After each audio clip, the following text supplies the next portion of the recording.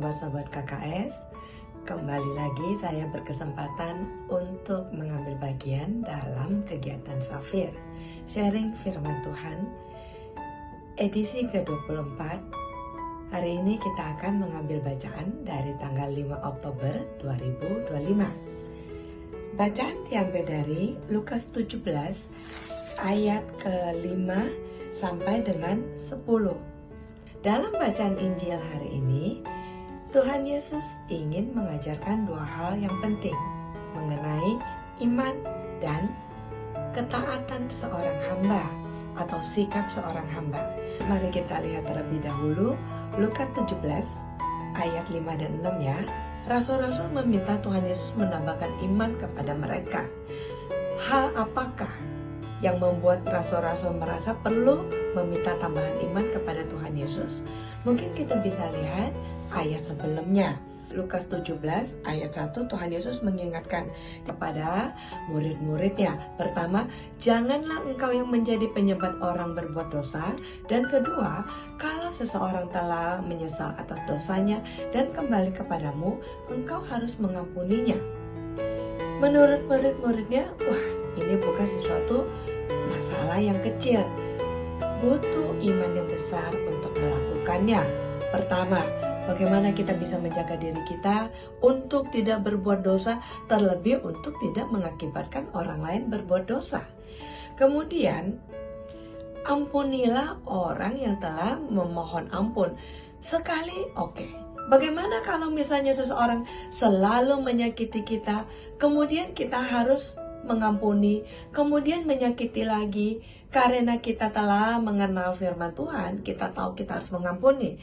Tapi terkadang sikap baik dari kita terkadang dianggap orang lain seperti suatu kebodohan dari kita. Namun apa kata Tuhan Yesus? Tetap mengampuni. Pengampunan yang tidak ada batas. Kalau di Alkitab disebutkan 7 kali, bukan berarti 1, 2, 3, 4, 5, 6, 7 kali mengampuni sudah. Kata Alkitab batasnya 7. Bukan. 7 itu bukanlah dalam arti harafiah ya. Tapi bagaimana kita bisa mempunyai hati yang terus memberikan pengampunan? Bukankah Tuhan kita sendiri telah mengajarkan bagaimana Tuhan Yesus berbesar hati memberikan pengampunan kepada siapapun yang layak menerimanya. Kemudian, rasul-rasul saat mengatakan, tambahkanlah iman kami. Tapi apa kata Tuhan? Kata Tuhan, gak usah banyak-banyak. Kalau kamu mempunyai iman sekecil atau sebesar biji sesawi aja, bahkan kamu bisa memindahkan ke pohon ara ini. Nah, biji sesawi itu kecil sekali seperti hanya satu tanda titik.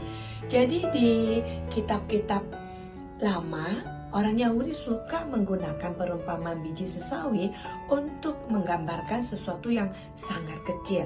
Jadi maksud Tuhan Yesus, sebenarnya di dalam diri kamu itu sudah ada karunia itu loh. Karunia untuk mengampuni, untuk memberikan kasih. Gak perlu lagi aku tambahkan. Tetapi bagaimana kamu bisa mengobarkan karunia itu? Baik, mari Ibu Bapak kita bisa lihat ya ke 2 Timotius 1 ayat 7.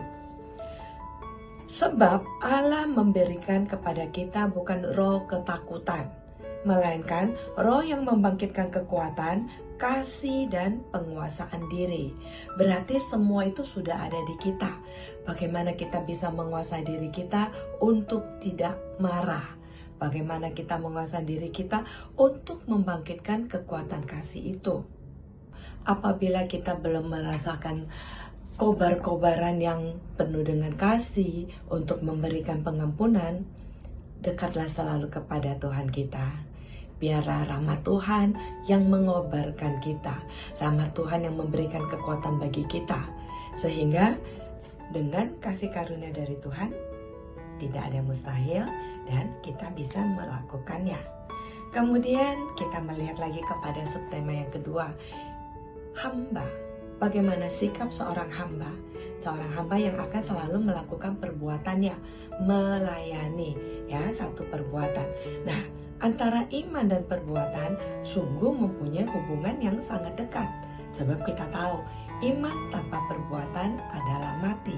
Kemudian perbuatan yang tidak didasari dengan iman kepada Tuhan juga akan sia-sia. Mari kita lihat ayat berikutnya dari Lukas 17 ayat 7 dan sampai 10. Tuhan Yesus hendak mengajarkan bagaimana kita bisa mempunyai sebuah mentalitas sebagai seorang hamba. Jangan kita berbicara tentang mau melayani, tapi kita tidak mempunyai mentalitas seorang hamba. Kita mau melayani, tapi kita mau menjadi komando, kita mau menjadi bos. Bukan itu yang Tuhan Yesus mau. Sikap-sikap yang seorang hamba mempunyai, taat kepada perintah Tuhannya, setia melakukan kehendak Tuhannya, dan rendah hati, tidak pernah menggurui tuannya, tidak akan pernah menanyakan. Terkadang mungkin tuannya memberikan suatu pekerjaan atau tugas yang menurut hambanya, kenapa harus aku lakukan? Tapi karena taat, percaya, dan setia, maka hamba itu akan melakukannya. Apakah hamba itu mengharapkan terima kasih? Sejujurnya, dalam hidup kita kalau ada orang membantu kita, pasti kita akan selalu berterima kasih ya. Walaupun mereka hanyalah asisten yang membantu kita, jangan pernah lupa kita berterima kasih kepada dia. Tapi di perikop ini, apa yang Tuhan ingin katakan adalah bahwa sebagai hamba, kita sudah selayaknya melakukan hal-hal tersebut tanpa mengharapkan pamrih, tanpa mengharapkan bahwa saya sudah melakukan ini loh Tuhan, maka kamu harus menjawab doa saya, atau maka berkat kamu harus turun kepada saya. Bukan itu yang dimaksud Tuhan.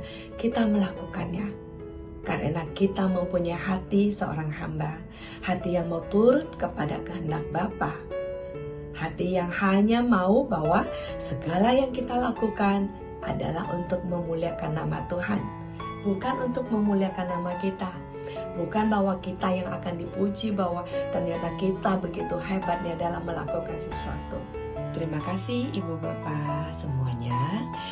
Tuhan memberkati pelayanan dan kehidupan kita semua. Sampai jumpa.